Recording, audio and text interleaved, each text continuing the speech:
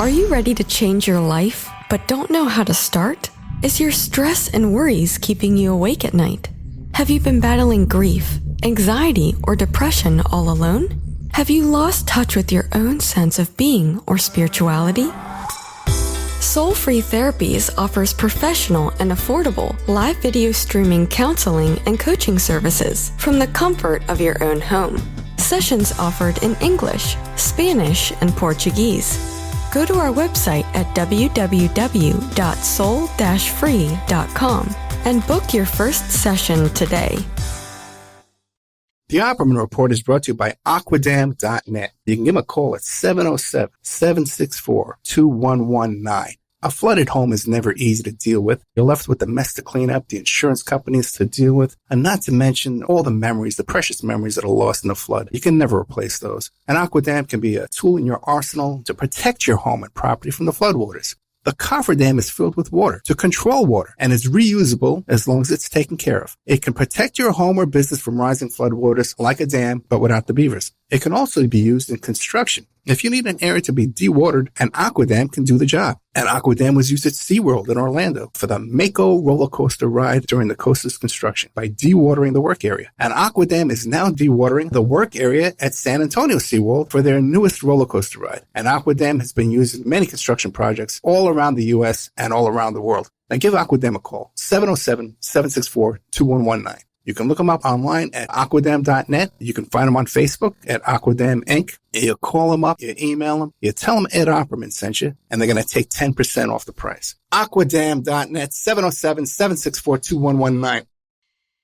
PureSoapFlakes.com, 218-568-2525. Have you ever heard of Castile Soap?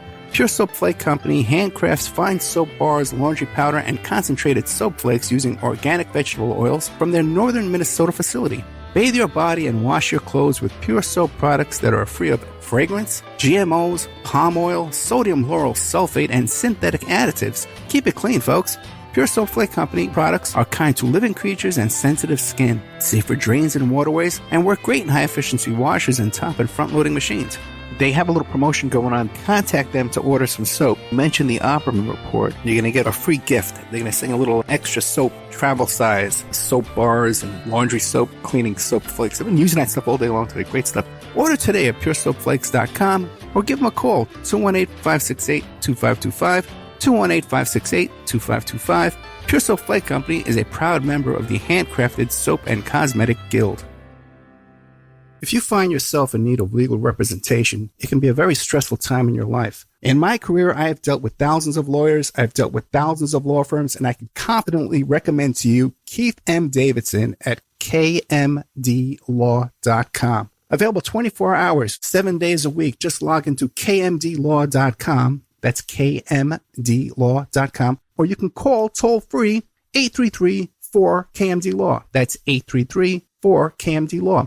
Personal injury, wrongful death, STDs, sexual assault, car accidents. They handle it all efficiently and professionally. It doesn't matter how imposing the opposition may be, because the team at kmdlaw.com are battle-tested and fierce. They will not stop until justice prevails. Go to kmdlaw.com or call toll-free 833-4KMD-LAW. If you're in for the fight of your life, stop screwing around and contact KMD Law. It's the Opperman Report. Join digital forensic investigator and PI Ed Opperman for an in-depth discussion of conspiracy theories, strategy of New World Order resistance, high-profile court cases in the news, and interviews with expert guests and authors on these topics and more. It's the Opperman Report. And now, here is investigator Ed Opperman. Okay, welcome to the Opperman Report. I am your host, Private Investigator Ed Opperman, and this show is brought to you by emailrevealer.com. And that's how I found my next guest here. I was working on a case, and we needed a forensic linguist. And I stumbled on the best in the business, to tell you the truth. Okay, Carol Chasky. Her website is aliastechnology.com. And fascinating woman here. And we were just chatting off the air a couple minutes ago, involved in Kurt Cobain and a bunch of stuff. Carol Chasky, are you there? I'm here. Thank you very much, Ed, for having me on the show. No, thank you so much. You're a delightful woman. I tell you, we could have talked for an hour off the air, so let's see how it goes now. Now, tell us about yourself. Who is Carol Chasky? Well, I was trained as a linguist, so I earned my PhD in linguistics from Brown University, and I started out on a usual academic career, since most linguists work in colleges or universities.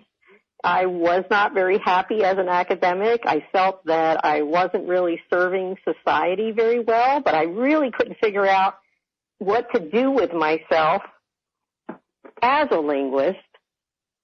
I thought about becoming a landscape architect, but I felt that I already had one degree and I should try to figure out what to do with it.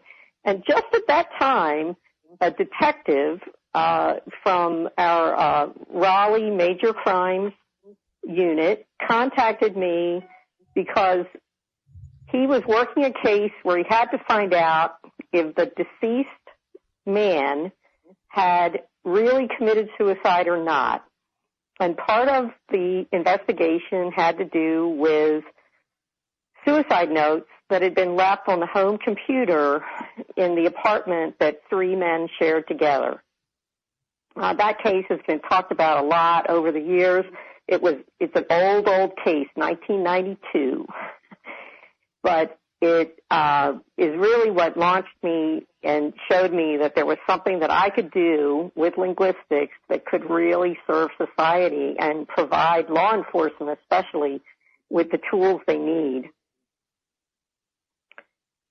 We expect law enforcement almost to be miracle workers. You know, they're supposed to just automatically know when a document is or isn't a suicide note. They're supposed to automatically know how threatening a certain document is. They should automatically know who wrote something. And these are things that really we can't just automatically know. I mean, even psychiatrists are accurate on suicide notes only between 50 and 70% of the time.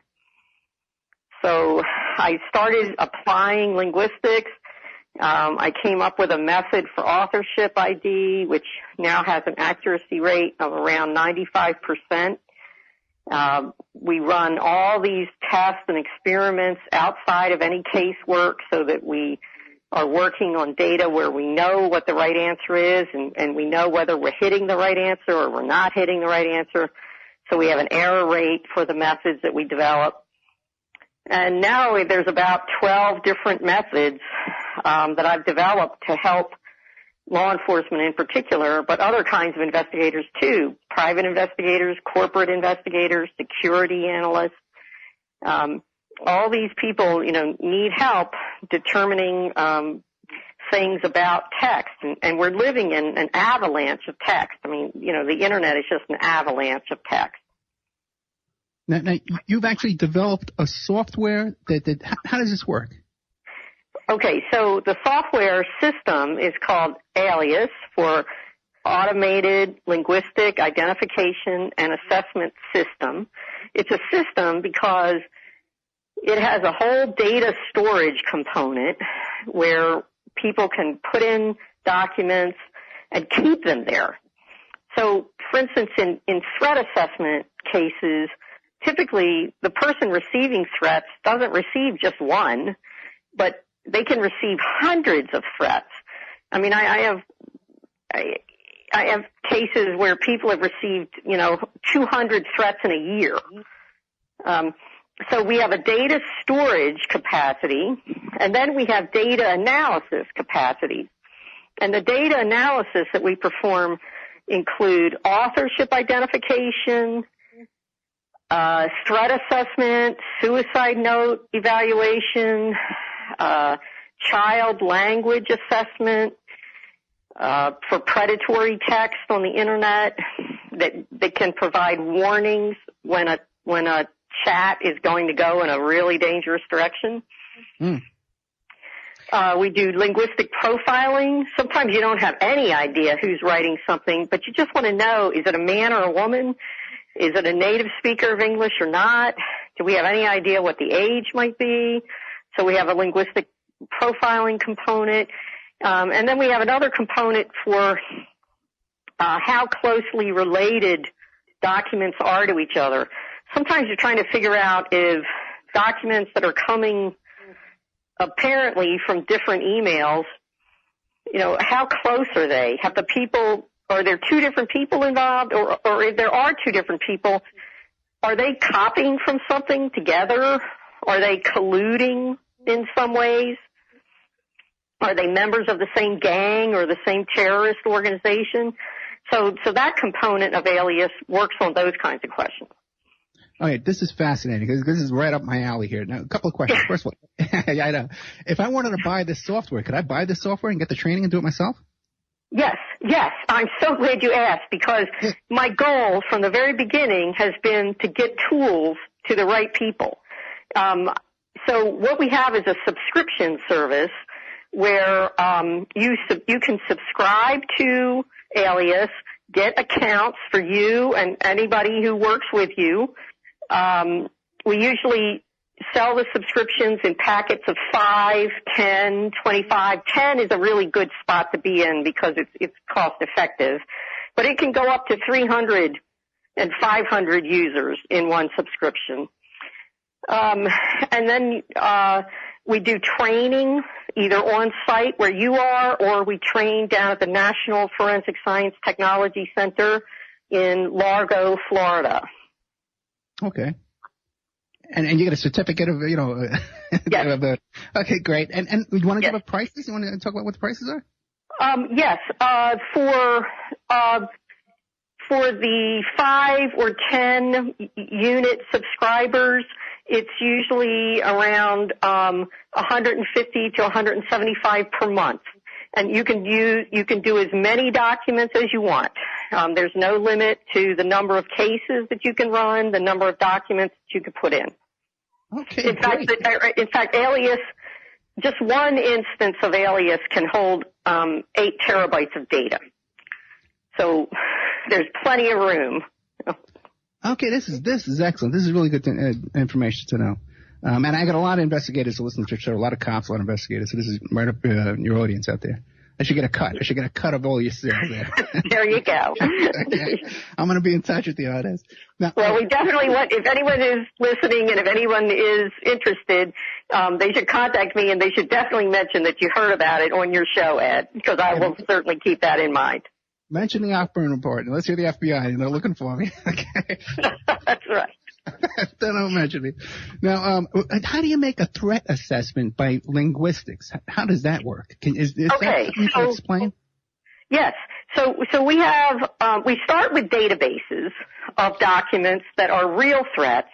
And by those, I mean ones that have been, either litigated in court or they have been investigated. So they were taken seriously enough that they played a role in like a terroristic threatening case or in a murder case, or some other kind of case. So we consider those real threats because they have been investigated. And then we take control documents. Now, we've asked a lot of people to write simulated threats for us. You know, we ask them, write a threat letter to somebody you know personally and that has hurt you and you're angry with them and you want to threaten back. And then we've also asked people to write threat letters to public officials, to celebrities, because we wanted to see if there was a difference between people you know and people you don't know. And actually there is. Obviously, I mean, it's kind of obvious, but when you know somebody and you're threatening them, they're, in a sense, much more personal than when you're threatening officials or celebrities. So then we also have other types of documents that we use, like angry letters. We've asked people to write angry letters to someone, essays that about anger, business complaint letters.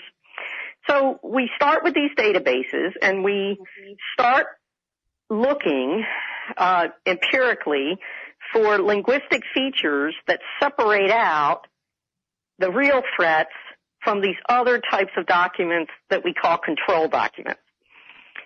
And we have found, for instance, that profanity plays a role in separating out real threats from other kinds of control documents. But, you know, what's interesting is that love letters have a lot of characteristics of real threats. There's mentions of body parts. There's mentions of intentions and things that people want to do. But the hostility in threats is just completely absent in love letters. But give it time, though, right? Every relationship starts off wonderful, then there's anger at the end. Yes. Well, that's one of the reasons that we test love letters, because we've had many cases where people have been accused of stalking, and one of the first comments out of the accused stalker's mouth is, "I can't believe this. I'm in love with her. These are love letters." You're right, and then they'll say, "Oh no, she contacts me back too. She writes to me more than I write to her." You know, yes. I've heard all that stuff. Now, and also too, now if let's say you have an anonymous threat, but then you have a suspect. I guess you could take an anonymous email content and then compare it with the suspect's writing, and then come up with a numerical score. Is that how it works? Yes. Yes. So you're absolutely right. That's just how we would do it. We would take the suspect's known writings and the questioned writing and compare them linguistically, and we do come up with actual probabilities that of some person authored a document. We also have probabilities as to whether something is a severe threat or a high threat level or just an elevated threat or guarded or low. So everything we do is quantitative. Everything we do is based on statistical analysis. So it's very objective. And the police who use my methods tell me that, for instance, with the threat assessment, they really like having a dumb machine give an analysis, because the dumb machine has no skin in the game.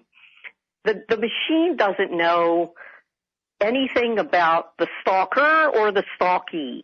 It's just looking at the language and saying, this language is more likely a real threat than a simulated threat, more likely a threat than a love letter, more likely a threat than an angry letter. And so we use the linguistic analysis to get basically a profile of numbers for each document, and then those numbers are fed into statistical procedures, and it's from those statistics that we get probabilities. Now, since you've been doing this for so long, okay, when you read like a message board or you're reading this stuff, can you hear like a voice when you're reading, and when you're reading the suspect letter, the voice matches? Do you have that kind of instinct going on? Well, you know, I'm so glad you brought this up, because we all have that kind of intuition about someone we know. When we know a person, it's just like on the telephone. When you start out with somebody and they call you, you might not be really sure who that person is. But after you get to know the person, you recognize them by the time they get to the second syllable of hello. So, and in linguistics, we call that normalization, that you have normalized your hearing to that person's voice. Now, I think that we do the same thing with a person's writing, but we have to really know that person to get a feel like that as to whether or not that person wrote a document or not. Now, here comes the rub. When you're investigating something, as you know, the investigator doesn't really know the person. Right. And so we don't have, as investigators, we can't rely on our intuition. We have to rely on something besides intuition. And what that something is linguistics and a very methodical analysis that's objective, that all the linguists will agree that, you know, this word is indeed a noun or that word is indeed an adjective. Just very objective analysis that turns out really matches that intuition that people have for people that they do know. So I'm not sure I answered the question there, but I hope I did. Hello? Can you hear me? Yeah. Oh, now I can. I'm sorry. Okay, sorry about that. Yeah, I was asking that if you're doing a comparison, does the software take into account grammar and spelling errors and commas, double spaces in the comma and things like that as well? Yes, it looks, in fact, for authorship, our main approach is based in grammar. But we don't look for grammar mistakes because grammatical mistakes are the kinds of things that people can copy. Like if I know you're a bad speller and I want to make something, I want to get you in trouble and send out something under your name, I'll make sure that I put in a lot of spelling mistakes. If I want to, if I know that you don't use punctuation well, I can copy those kinds of mistakes. So we look at things that people have a really hard time copying. For instance, in the last sentence that I just spoke, I'm not even sure if I used prepositional phrases, and if I used them, did I attach them to nouns or did I attach them to verbs? Because when we're talking to each other, we're just trying to get our point across. We're trying to pay attention to what is being said and not how it's being said. We have to package the what inside a how.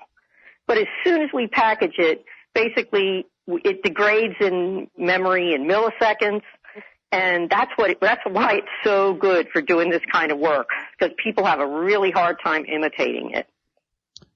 Now, what about, have you ever had a case where a couple of documents had been examined by a question document examiner, like a handwriting analysis, and then how does that, did it sync with your analysis, or were there differences?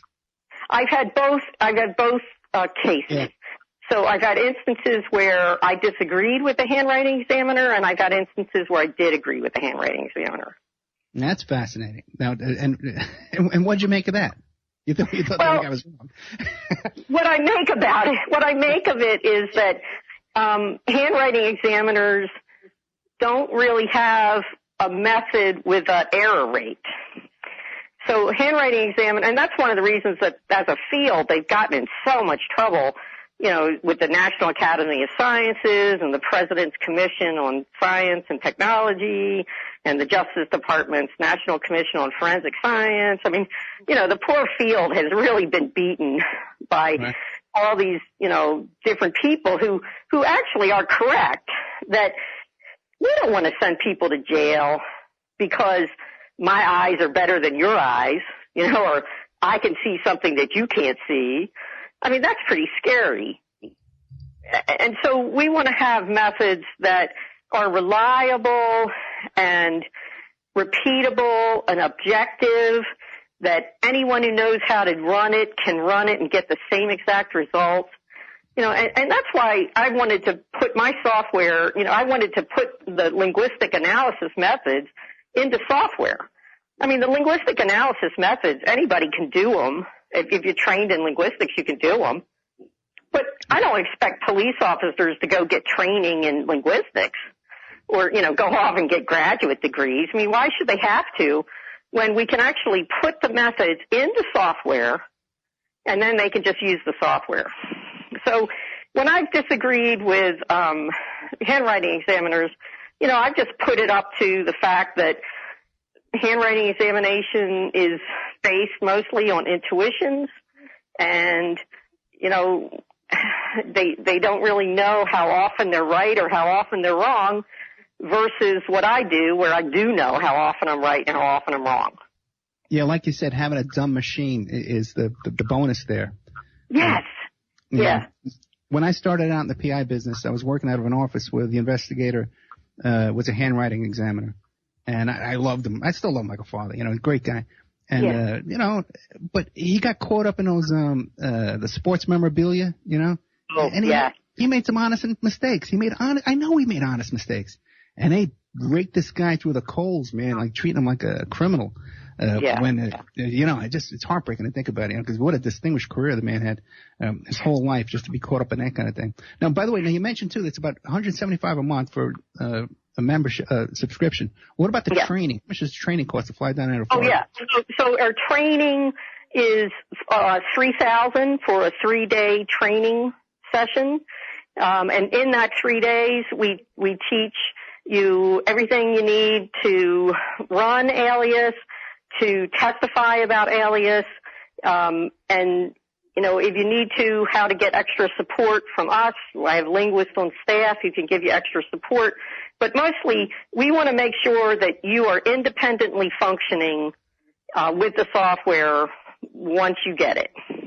Gotcha. Okay, that's very reasonable for this kind of training. You're going to kind of trust me.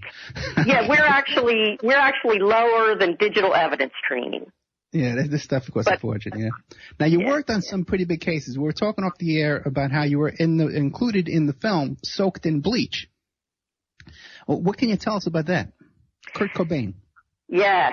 So in that case, some investigators were trying to open up the case of the Kurt Cobain death, and I was asked to the Kurt Cobain suicide note to determine whether it was or was not a real suicide note. And so, as I part of the Alias software is Snare, our suicide note assessment tool, and I ran the Cobain note in 3 ways. I ran what's known as the top portion of the note, and then I ran the bottom portion of the note, and then I ran the whole note all together as one thing. And each time it came out as a real suicide note. Now, Snare has an accuracy rate for a document that is over 45 words of about 81%. So, the test is not 100% accurate, but it's about 81% accurate, and it classified the note as a real suicide note. Now, unfortunately, in Soaked in Bleach, my message somehow came loose. I have been told, I haven't watched it, but I've been told by many people that it seems as though what I'm saying is that it's only one portion of it is a suicide note, but that's not really what I said. Okay, I'm going to have to get a copy of that over to you there, okay, so you can watch it. Now, a couple of questions, though. Now, one thing is that the question about this suicide note is some people believe that he wrote the note, but it was either he was breaking up with Courtney or he was retiring from the business. Would that also fall into the category of a suicide note? Is that possible? No, because I think that there's a real difference between people ending relationships and people ending their lives. Okay. So, for instance, in the suicide note, we actually, in that analysis, for instance, we include trauma narratives where people talk about going through divorce and, you know, ending relationships, you know, just for that kind of reason. You know, we want to be able to have a fine enough knife that we can separate out suicide notes from other things. Suicide notes, by the way, are really hard to identify because they're not stereotypical. I mean, all of us, I think, have an idea of what suicide notes ought to say, but that's because we're all normal, healthy people, and we're not thinking like people who actually do commit suicide. So when you read the real ones, we have a database of over 400 real suicide notes, and when you read them, it's amazing how variable they are. I mean, some of them are like business letters, some are like love letters, some are really like trauma narratives, some are very mundane, you know, like this is where I want to be buried, this is how I want it to go, these are the hymns I want, and, you know, this is the insurance policy that you use for sending so-and-so to college. It's just astounding, you know, that kind of tone. And the other thing is that suicide notes are really rare. So we're not good as human beings at identifying things that have lots of variation, like human faces, like of strangers. And we're not good at identifying things that are very rare, like a stranger's face, you know, that we haven't seen 1,000 times. So suicide notes are hard, but it is possible, to build a statistical model and to separate out real ones from other things that they look like. And now a word from our sponsors. If you find yourself in need of legal representation, it can be a very stressful time in your life. In my career, I have dealt with thousands of lawyers, I've dealt with thousands of law firms, and I can confidently recommend to you Keith M. Davidson at kmdlaw.com. Available 24 hours, 7 days a week. Just log into kmdlaw.com. That's kmdlaw.com. Or you can call toll-free 833-4KMD-LAW. That's 833-4KMD-LAW. Personal injury, wrongful death, STDs, sexual assault, car accidents. They handle it all efficiently and professionally. It doesn't matter how imposing the opposition may be, because the team at kmdlaw.com are battle-tested and fierce. They will not stop until justice prevails. Go to kmdlaw.com or call toll-free 833-4KMD-LAW. If you're in for the fight of your life, stop screwing around and contact KMD Law. Are you ready to change your life, but don't know how to start? Is your stress and worries keeping you awake at night? Have you been battling grief, anxiety, or depression all alone? Have you lost touch with your own sense of being or spirituality? Soul Free Therapies offers professional and affordable live video streaming counseling and coaching services from the comfort of your own home. Sessions offered in English, Spanish, and Portuguese.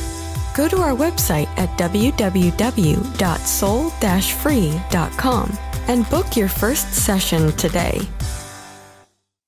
The Opperman Report is brought to you by Aquadam.net. You can give them a call at 707-764-2119. A flooded home is never easy to deal with. You're left with the mess to clean up, the insurance companies to deal with, and not to mention all the memories, the precious memories that are lost in the flood. You can never replace those. And Aquadam can be a tool in your arsenal to protect your home and property from the floodwaters. The cofferdam is filled with water to control water and is reusable as long as it's taken care of. It can protect your home or business from rising floodwaters like a dam, but without the beavers. It can also be used in construction. If you need an area to be dewatered, an Aquadam can do the job. An Aquadam was used at SeaWorld in Orlando for the Mako roller coaster ride during the coaster's construction by dewatering the work area. An Aquadam is now dewatering the work area at San Antonio SeaWorld for their newest roller coaster ride. An Aquadam has been used in many construction projects all around the U.S. and all around the world. Now give Aquadam a call, 707-764-2119. You can look them up online at aquadam.net. You can find them on Facebook at Aquadam Inc. You call them up, you email them, you tell them Ed Opperman sent you, and they're going to take 10% off the price. Aquadam.net, 707-764-2119.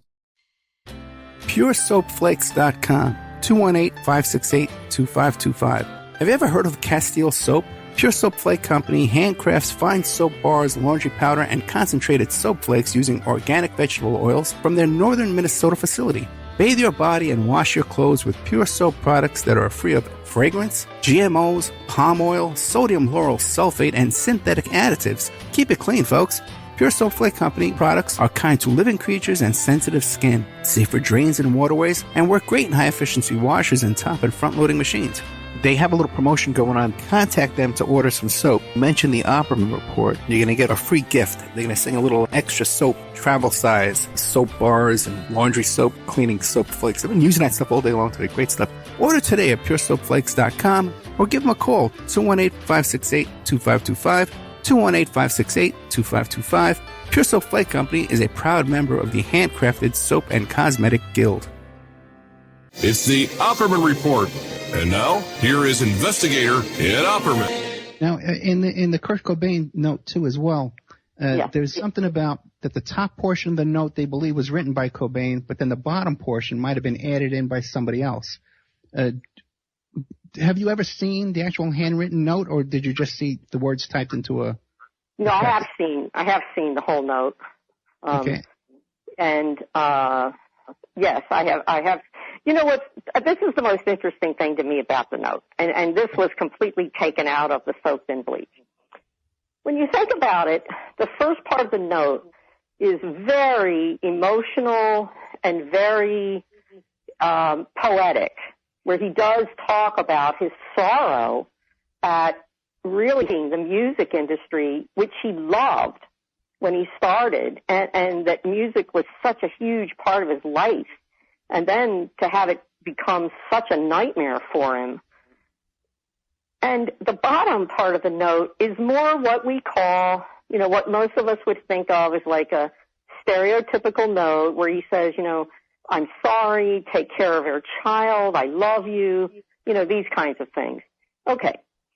Well, when you think about how he actually died, his first decline into death's door was through heroin. And then he shot himself. So his note is very much like the same, it's almost like a metaphor for how he killed himself. First, a very dreamy and almost unconscious or a semi-conscious way of looking at his life, and then a very straightforward, matter-of-fact, people do not survive attempts of suicide with guns. They survive a lot of other types of attempts, even hanging. But when a gun is used in a suicide, I can't think of any I know of where the person actually survived. Mm.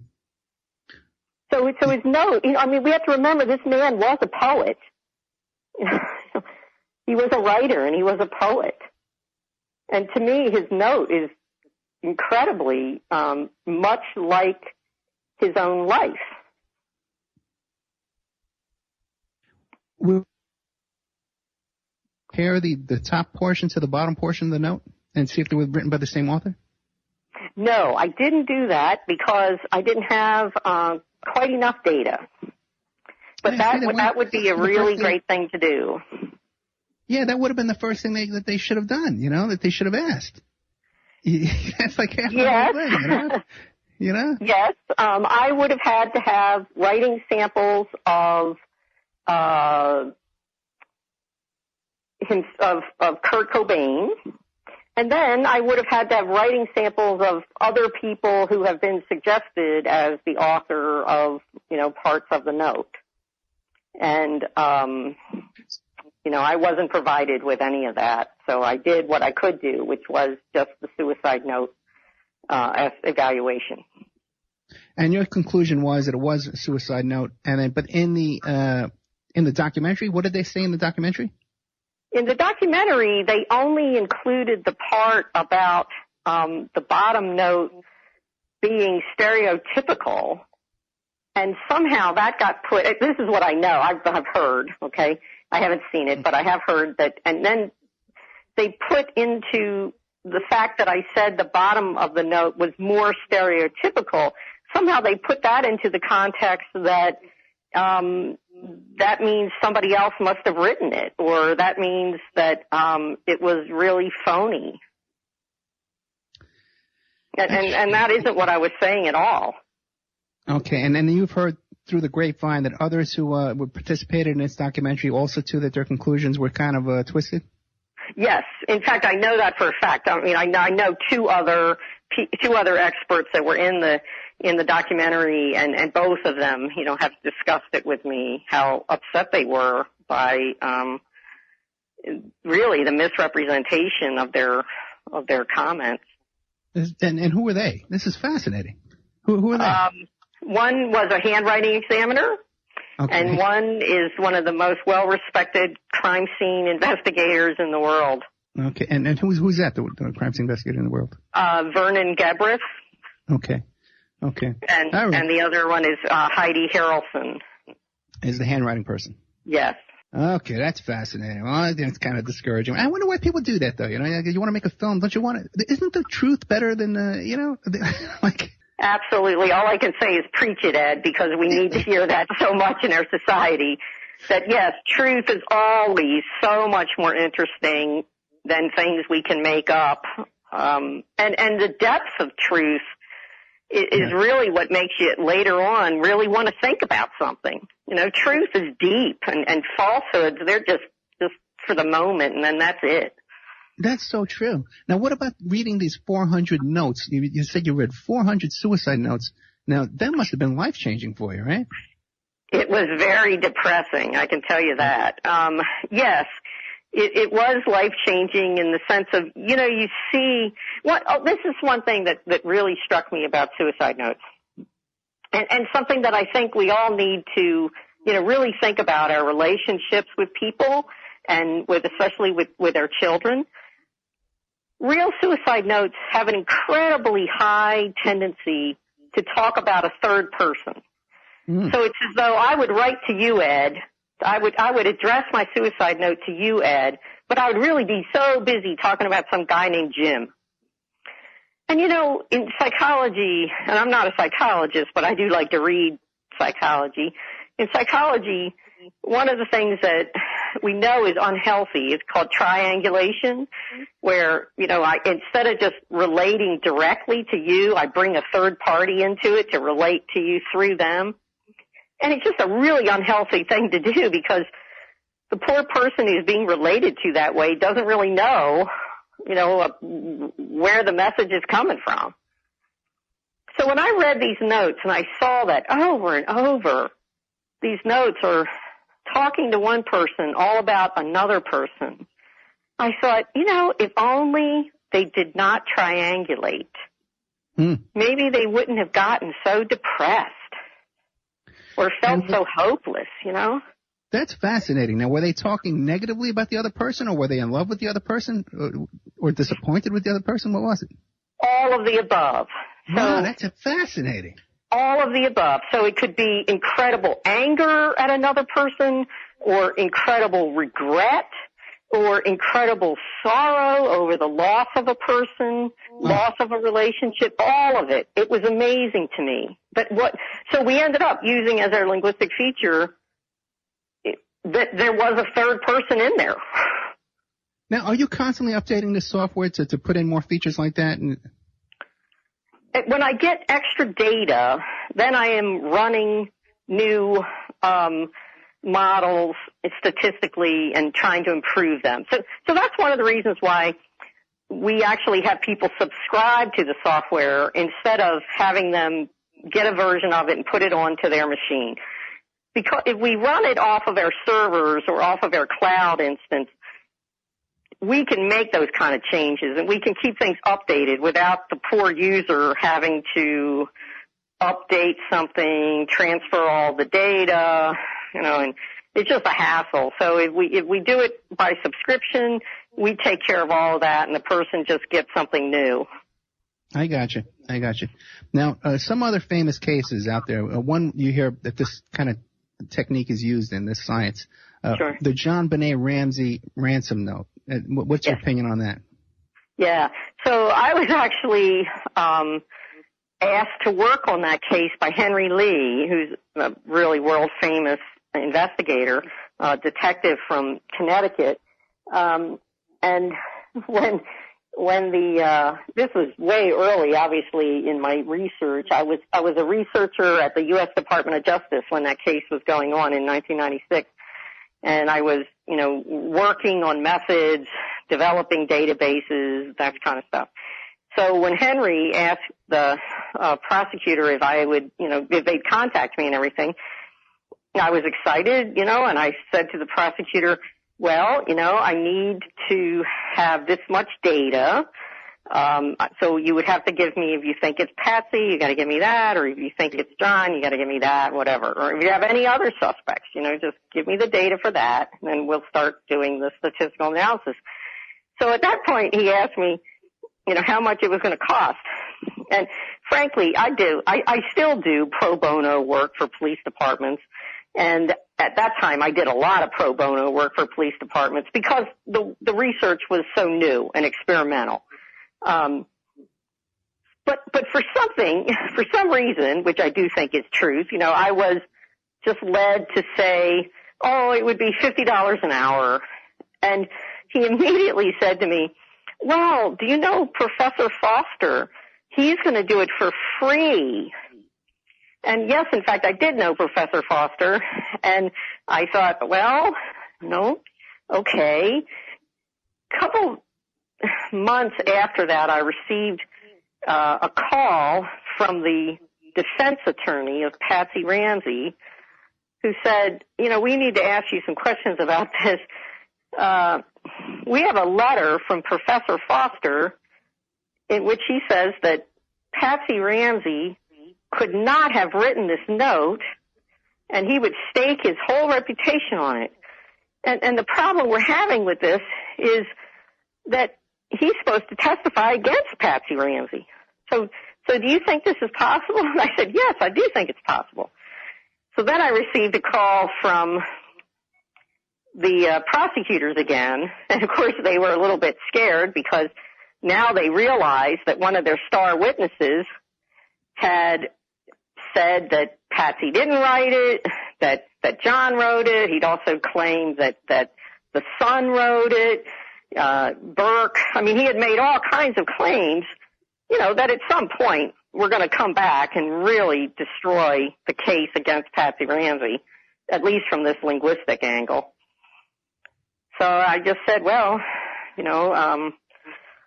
yes, you're kind of in a pickle right now. But I remember thinking to myself, you get what you pay for. Yeah, right. Now, Professor Foster, he's the one that worked on the Unabomber case. Yes, he also worked with Ted Kaczynski with James Fitzgerald on the Unabomber case. In fact, in that case,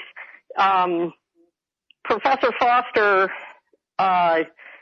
basically compared the manifesto and what was found in the cabin, which was the same exact document and carbon copy of it, and a document that David Kaczynski gave to the FBI. And one part of the story on that's not known at all very well is the fact that a really good linguist from the University of Berkeley, Robin Lakoff, was hired to review Professor Foster's report. And her review of the report is really fabulous because she points out, for instance, that things which Professor Foster assumed were rare or idiosyncratic and must point only to Ted Kaczynski are really common. See, the difference between an English professor who studies literature, and Professor Foster was a Shakespeare scholar, and a linguist is that linguists study how people actually talk. And literary professors typically study how poets or novelists talk, but not how real people talk. So Rob and Lakoff did a really masterful job. Let me give you an example. One of the things that Professor Foster and also Agent Fitzgerald had pointed out was split infinitives. And that's where we take usually an adjective and put it before the verb and after the to. So to say, to really do something right. Okay, so instead of say, to do something right, we could split that to do infinitive and say, to really do something right. Well, people do that constantly in English. You have English teachers telling you, no, don't split infinitives. But most of the time we do it anyway because it really makes sense. Yeah, I do it all the time. So to try to connect a person uniquely to a document based on split infinitives, is like linguistic insanity. I mean, that would be like saying, well, everybody uses, these two documents have the word the in them. To back up a bit, though, what did you conclude in the John Ramsay case, in the John Bonay Ramsay case? Oh, so I was never sent the comparative documents because they decided to go with Professor Foster, and the method that he and Agent Fitzgerald was using, which, really turned a backfire on them. Oh, so did you ever do it on your own, though, privately? I never had enough of Patsy's own writing. Gotcha. Yeah. Now, the software, the way you have it developed right now, can it detect deception? Yes. We have a component of it called Wiser for witness statements. And one of the most interesting things in that research has been the fact that there apparently are really different lying techniques. So when you're lying about something that doesn't really matter much, which some researchers call like everyday lies, or we call them white lies.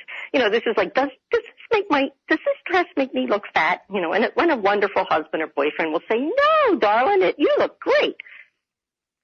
Well, those are little white lies or little everyday lies. But when people lie because they are in big trouble, or they are, looking at the death penalty or something like that, the lies turn out to be very, very different. So when we ran data where we just asked people to tell us stories that weren't true, we were able to get, and then tell us stories that were true, we got like about 72% separation. So we were only good at telling true stories from white lie stories about 72% of the time. But when we ran actual witness statements from real cases where the detectives we worked with knew which ones were true and knew which ones were false, our accuracy rate went up to like 90-some%. Wow. And what that told me was, boy, you have to use really good data, because the lies that people tell when they're just being asked to lie, are totally different than the lies people tell when their life is on the line. Yeah, I guess because you're much more intense, right? The intensity of it. Yes. Yeah. And I think that's really the first time that had ever been shown. I don't think anybody, normally the academic researchers in this, they only use stuff they collect from their students, like the white lie stuff. So I think our research was actually the first time anybody had shown that white lie research is very different from, witness statement research. This is all just so fascinating. Now, what other big high-profile cases? I know we were talking about one off the air with a high-level Satanist, but I don't think you want to talk about that one. But what other high-profile cases can you talk about? Well, one that's already been in the news. And I had nothing to do with this article, but it's already out there. I worked for the Russian Federation in a arbitration, an international arbitration, where the issue was whether judges had actually authored their own rulings or not. In Russia?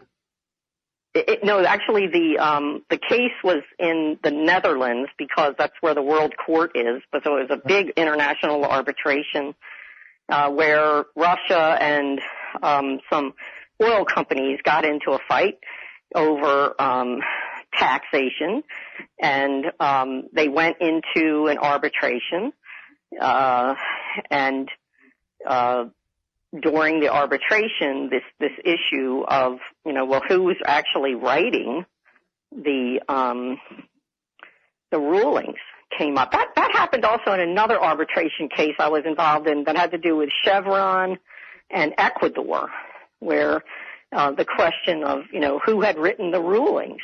So when these cases are worth billions of dollars, it can happen. Do you find yourself dealing with all these cases and then dealing with all this stuff? Do you find yourself experiencing a little PTSD and a little trauma in your own life? Well, I live in a very, very peaceful place. I live on a farm. I'm not far from the ocean, so I can go and see it. I have pets, and I have a supportive family. And all these things really do help you when you're in this line of work, to keep a normal head on. We're out of time. I'm so sorry.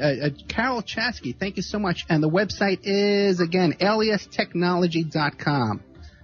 Thank you so much, Ed. Oh, I really enjoyed this. Thank you, Carol. Bye-bye now. Bye. And now a word from our sponsors. OppermanReport.com. Hey, do you like what you're hearing? Do you like the work that you see us doing here at Opperman Report? You can support that work by becoming a member at OppermanReport.com. And as you have access to over 200 exclusive shows and interviews that you can't find on YouTube or Spreaker or iHeart or iTunes or KYAH. You can't find them anywhere else online, exclusive to our member sections, to our members. Also, too, there's images, videos, documents, court docs. And don't forget, you can hear your ad played here on the Opperman Report, reach hundreds and hundreds of thousands of people on a daily basis because the show is repeated every day all over the world. Contact me at oppermanreport@gmail.com and I'll give you a good deal on advertising rates.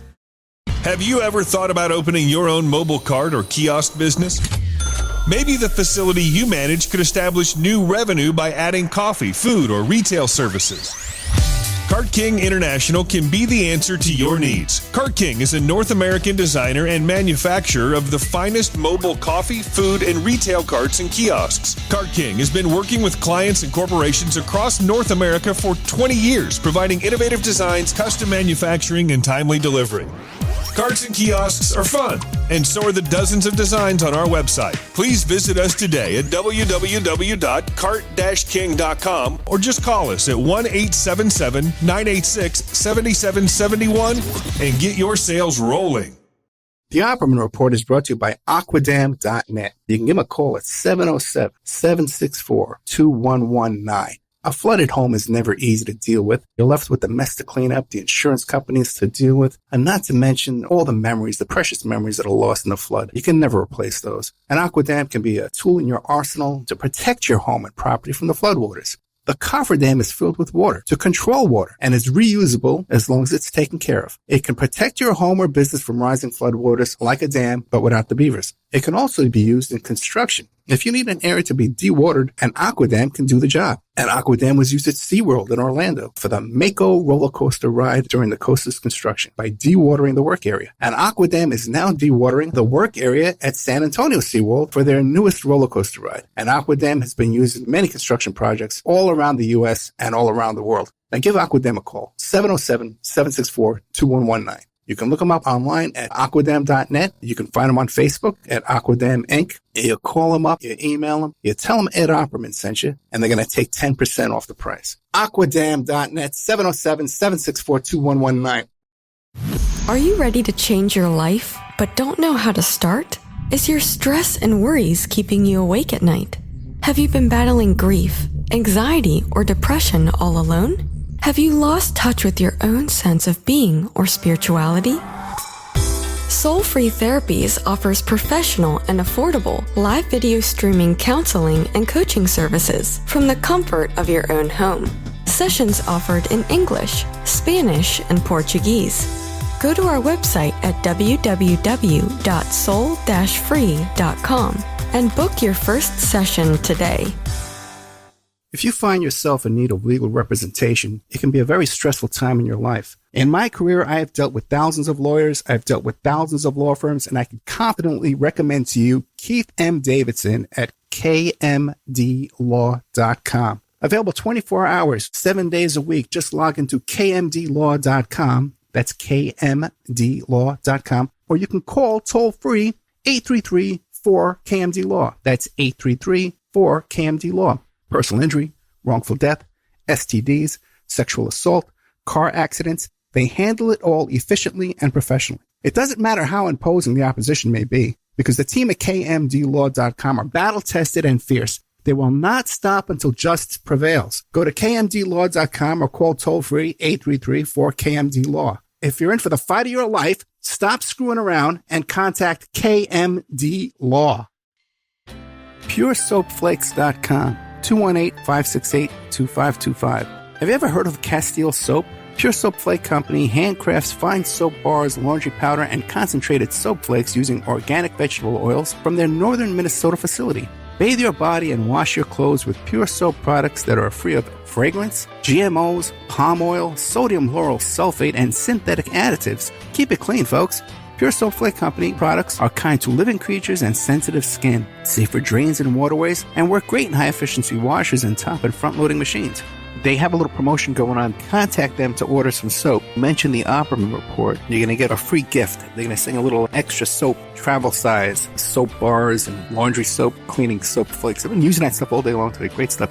Order today at puresoapflakes.com or give them a call, 218-568-2525, 218-568-2525. Pure Soap Flake Company is a proud member of the Handcrafted Soap and Cosmetic Guild.